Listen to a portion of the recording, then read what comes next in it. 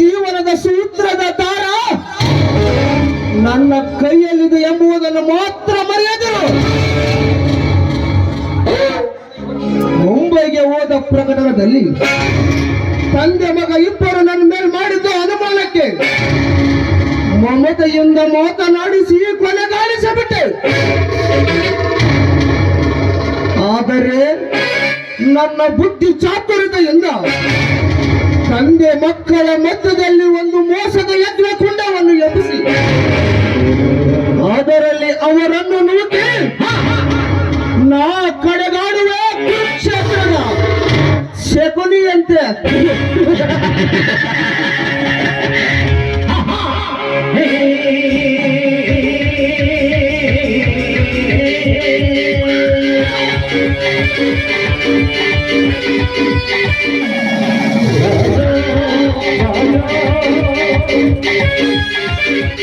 ಓ ರಾಧಾ, ನೀನೊಬ್ಬ ಇತ್ತ ಕಡೆ ಹೊರಟಿದ್ದೀಯಲ್ಲ, ಯಾಕೆ?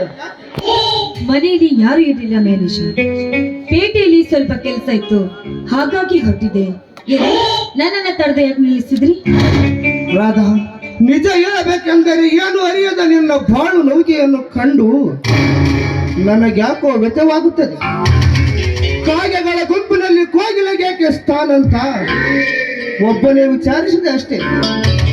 ಅಂದ್ರೆ ನಿಮ್ಮ ಮಾತಿನ ಅರ್ಥ ನಿಮ್ಮ ತಲೆಯಲ್ಲಿ ನಮ್ಮ ಸಂಸಾರ ಕಾಗೆಗಳ ಹಿಂದಾಗಿ ಕಂಡಿತು. ಮ್ಯಾನೇಜರ್, ಇಂಥ ದುಷ್ಟ ಆಲೋಚನೆ ಯಾಕೆ ನಿಮ್ಮ ತಲೆಗೆ? ಈ ಮಾತಿಗೆ ನನ್ನ ಮೇಲೆ ಕೋಪಿಸಿಕೊಳ್ಳುತ್ತೀಯ ಅಂತ ನನಗೆ ಚೆನ್ನಾಗಿ ಗೊತ್ತಿತ್ತು. ರಾಧಾ, ನಿನ್ನ ಗಂಡನ ಮನೆಯನ್ನು ಇಡೀ ಊರಿಗೆ ಊರು ಆಡಿಕೊಳ್ಳುತ್ತದೆ ಕೆಟ್ಟದು ಎಂದು. ಅಂತ ಪಿಶಾಚಿಗಳ ಕೈಯಲ್ಲಿ ನೀನು ಪಶುವಾಗಿ ಅದ್ಯಾಕೆ ಬಾಳು ಸಾಗಿಸುತ್ತೀಯ? ರಾಧಾ, ನೀನಿನ್ನು ಏನು ಅರಿಯದ ನಾರಿ. ನಿನ್ನಾದರೂ ಅರಿತುಕೊಂಡು ಹೋಗು ನಿನ್ನ ಮುಂದಿನ ಜೀವನದ ದಾರಿ. ಮ್ಯಾನೇಜರ್, ನನ್ನ ಜೀವನ ದಾರಿ ಬಗ್ಗೆ ನೀವ್ಯಾಕೆ ಇಷ್ಟೊಂದು ಆಲೋಚನೆ? ಹೆತ್ತ ತಂದೆ ತಾಯಿಗಳೇ ನನ್ನನ್ನ ಕೊಟ್ಟ ಮನೆಗೆ ಮರೆತು ಹೋಯ್ತು ಅಂತ ಮರೆತು ಕೊಡ್ತಿರಬೇಕಾದ್ರೆ ನೀವ್ಯಾಕೆ ನನ್ನ ಜೀವನದ ಬಗ್ಗೆ ಇಷ್ಟೊಂದು ತಲೆ ಕೆಡಿಸ್ಕೊಳ್ತಾ ಇದ್ದೀರಾ? ಗಂಡನ ಮನೆಯಲ್ಲಿ ಎಂತ ನರಕ ಯಾತನೆ ಇದ್ರೂ ಕೂಡ ನಾನು ಜೀವನ ಸಾಗಿಸ್ಲೇಬೇಕಲ್ಲ. ಹೆಣ್ಣು ಬಾಳು ಸಾಗಿಸುವುದರಲ್ಲಿ ಒಂದು ರೀತಿ ಇದೆಯಾ ರಾಧಾ? ಹೆಣ್ಣಿನ ಮನಸ್ಸಿಗೆ ಉಲ್ಲಾಸ ಸಿಗದ ಈನ ರೈತ ಬದುಕು ಅದು ಒಂದು ಬದುಕೆ. ನೀನೇ ಹೇಳು, ಆ ಮನೆಯಲ್ಲಿ ನಿನಗೇನು ಸುಖ ಸಂತೋಷ ಸಿಕ್ಕಿದೆ ಅಂತ? ಪಂಜರದ ಹಕ್ಕಿ ಆಗಿರುವುದಕ್ಕಿಂತ ಈ ಕಾಡಿನ ಹಕ್ಕಿಯನ್ನು ಕೂಡಿಕೊಂಡು ಕಂಡಲ್ಲೇ ಹಾರಾಡಬಹುದಲ್ಲವೇ? ಅಂದ್ರೆ ನಾನೀಗ ಮನ ಹರಿದಾಡುವ ಮಹಾಮಾರಿ ಆಗಬೇಕೆನ್ನುವ ಭಾವನೆಯಿಂದ ಮಾತಾಡ್ತಾ ಇದ್ದೀರಾ ನೀವು? ಖಂಡಿತ. ಆದರೆ ಕಿಳಿ ಎಂದು ನಾನು ಹೇಳಲಾರೆ ರಾಧಾ.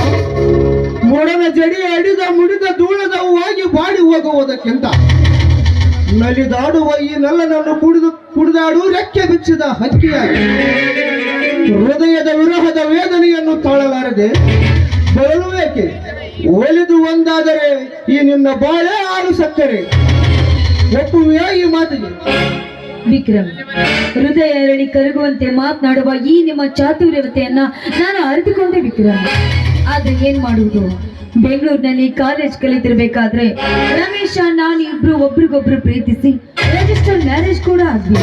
ಅಂದು ಯವ್ವನ ವ್ಯವಸ್ಥೆಯಲ್ಲಿ ನಾನು ಮಾಡಿದ ಒಂದೇ ಒಂದು ತಪ್ಪಿಗೆ ಇಂದು ಸಾಯಿವರೆಗೂ ನನ್ನ ಜೀವನ ಈ ಹಾಳಾದ ಹಳ್ಳಿಯಲ್ಲಿ ವನವಾಸ ಗೈಬೇಕಾಗಿದೆ. ವನವಾಸದ ಬಿಸಿಲು ಕುದುರೆಯನ್ನು ನೀನೇಕೆ ಏರುವೆ ರಾಧಾ?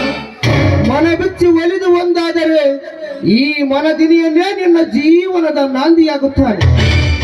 ಈ ವಿಷಯವನ್ನು ಅರಿತು ನನ್ನೊಂದಿಗೆ ಪ್ರೀತಿಯಿಂದ ಬೆರೆತು ಗರಿ ಬಿಚ್ಚಿ ನರ್ತಿಸುವ ನವಿಲಾದರೆ ನಾನಿನ್ನ ನಟಿಸುವ ನಟರಾಜ ನಾನಾಗುತ್ತೇನೆ. ವಿಕ್ರಮ್, ನಿಮ್ಮ ಮಾತಿಗೆ ನಾನು ಒಪ್ಕೊಂಡ್ರೆ ನನ್ನ ಸಂಸಾರದ ಗತಿ ಏನಾಗಬಾರ್ದು. ನನ್ನ ಜೀವನದ ಹಾದಿ ಹದಿಗೆಟ್ಟು ಹೋದ್ರೆ ಪುನಃ ಸೃಷ್ಟಿಸುವ ಸಾಹಸ ನಿಮ್ಮಲ್ಲಿದೆಯಾ?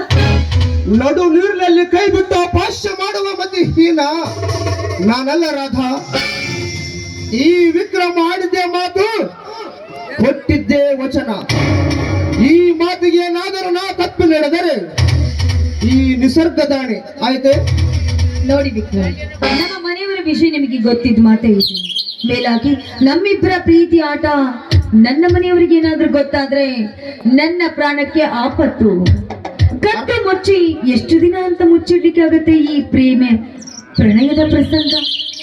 ಯಾರಿಗೂ ಗೊತ್ತಾಗದ ಹಾಗೆ ನೆರವೇರಿಸ್ಕೊಂಡ್ರೆ ಯಾವುದೂ ತೊಂದರೆ ಆಗೋದಿಲ್ಲ. ಇಲ್ಲವಾದ್ರೆ ಅರ್ಥವಾಯ್ತು ರಾಧಾ. ನಿನಗೆ ಎಂತ ಗಂಡಂತರು ಬಂದರು ನಾನು ನಿನಗೆ ಬೆಂದವಾಲಾಗಿರುತ್ತೇನೆ. ಭೋಗ ವಿಲಾಸದ ಬಾಳು ದೋಡಿದಡದು ಮುಕ್ಕಿ ದಡ ಸೇರುವ ನಾವಿಕನಾಗಿ ಮುಕ್ತಿ ವಂದಿಸುವೆ ನಿನ್ನ ಪ್ರೇಮಾಲಿಂಗನ ದಾಹ. ಅರಿಯದೆ ಬರ್ತಾ ಇರು ಈ ದುಂಬಿಯ ಮಧುರಸ ಹೀರಿ ಒಂದರು. ಕಾವ್ಯ ಶಾಸ್ತ್ರದ ಕಾವ್ಯ ಸಾಹಿತ್ಯವನ್ನು ಹೊಂದಿಸಿ ಮಾತನಾಡುವ ಈ ನಿಮ್ಮ ನುಡಿಗಳನ್ನ ಕೇಳಿ ನನ್ನ ಹೃದಯದ ಮಿಡಿಗಳು ಮಿಡಿತಾ ಇದ್ದೇವೆ. ಆದ್ರೆ ನಾವಿಬ್ರು ಪ್ರೀತಿಸುವ ಈ ಪ್ರಣಯ ಪ್ರಸಂಗ ಈ ಊರಲ್ಲಿ ಗೊತ್ತಾಗಿ ಯಾರಾದ್ರೂ ನಮ್ಮ ಪ್ರೀತಿಗೆ ಕಲ್ಲು ಎಸಲಿಕ್ಕೆ ಪ್ರಯತ್ನ ಪಟ್ಟು ನಮ್ಮ ಪ್ರೇಮಕ್ಕೆ ಯಾರಾದರೂ ಅಡಿಗಲ್ಲಿಟ್ಟರೆ ಅವರ ಪ್ರಾಣ ಒಂದೇ ಹಾರಿಸಲಿದೆ. ರಾಧಾ, ನಾನು ಯಾರು ಗೊತ್ತೇ? ಈ ಊರ ಧನಿಕ ಧರ್ಮರಾಜನ ಪರ್ಸನಲ್ ಸೆಕ್ರೆಟರಿ. ಅಂದಾಗ ಈ ಊರಿಗೆ ನಾನು ಹುಲಿ ಇದ್ದಾಗೆ ತಿಳಿಯುತ್ತೆ. ಆದರೆ ಒಂದು ಮಾತು. ಏನದು ವಿಕ್ರಮ್? ಏನಿಲ್ಲ ರಾಧಾ, ನಿಮ್ಮ ಮಾವ ಶಿವಣ್ಣ ಬಲು ಚಾಣಾಕ್ಷ. ಅವನಿಗೆ ಈ ವಿಷಯ ಗೊತ್ತಾದರೆ ನಮ್ಮಿಬ್ಬರಿಗೆ ಧಕ್ಕೆ ತರುವ ಮತಿಹೀನವನು. ಅದಕ್ಕೂ ಮುಂಚೆ ನಿನಗೊಂದು ಪ್ಲಾನ್ ಹೇಳುತ್ತೇನೆ. ಅದರಂತೆ ಮಾಡಿ ನಿನ್ನ ಮಾವನನ್ನು ಮನೆ ಬಿಟ್ಟು ಹೊರಗಾಕುವ ಸಂಚಲನೆ ಮಾಡಬೇಕು. ಅಂದರೆ ಮಾತ್ರ ನಿನ್ನ ಗಂಡ ಗುರಿ ಇಬ್ಬರೇ ಆ ಮನೆಯಲ್ಲಿ ಆನಂದದಿಂದ ಕಾಲ ಕಳೆಯಬಹುದು. ಇದಕ್ಕೆ ನೀನು ಒಪ್ಪುವಿಯಾ? ಅದು ಯಾವ ನಿಮ್ಮ ಪ್ಲಾನ್ ಅಂತ ಸ್ವಲ್ಪ ಬಿಚ್ಚಿ ಹೇಳ್ತೆ ತಾನೇ ಗೊತ್ತಾಗುತ್ತೆ ವಿಕ್ರಮ್. ನೋಡು, ಶಿವಣ್ಣ ಹಾಗೂ ರಮೇಶ್ ಇಬ್ಬರು ಅಣ್ಣ ತಮ್ಮಂದಿರು ಬಹಳ ಅನ್ಯೋನ್ಯವಾಗಿದ್ದಾರೆ.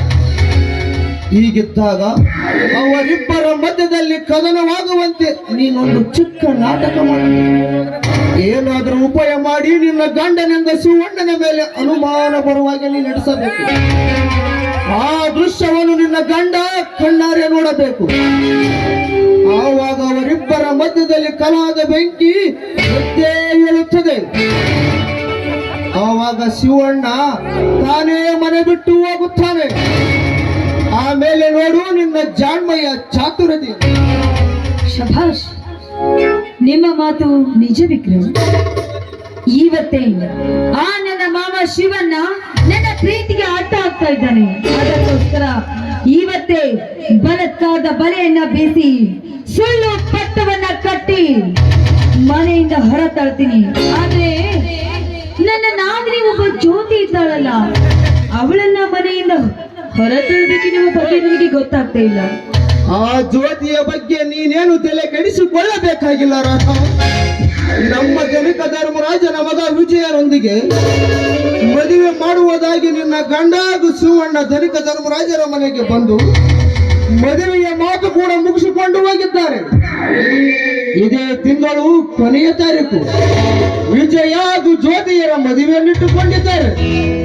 ಮತ್ತೇಕೆ ನಿನಗೆ ಆ ಚಿಂತೆ? ಓಕೆ ರಜಾ, ಅಣ್ಣ ಹರಿಸಿದ್ದಕ್ಕೂ ನಾಯಿ ಹಸಿದಿದ್ದಕ್ಕೂ ಒಳ್ಳೆದೇ ಇದು ಅನ್ನಿ.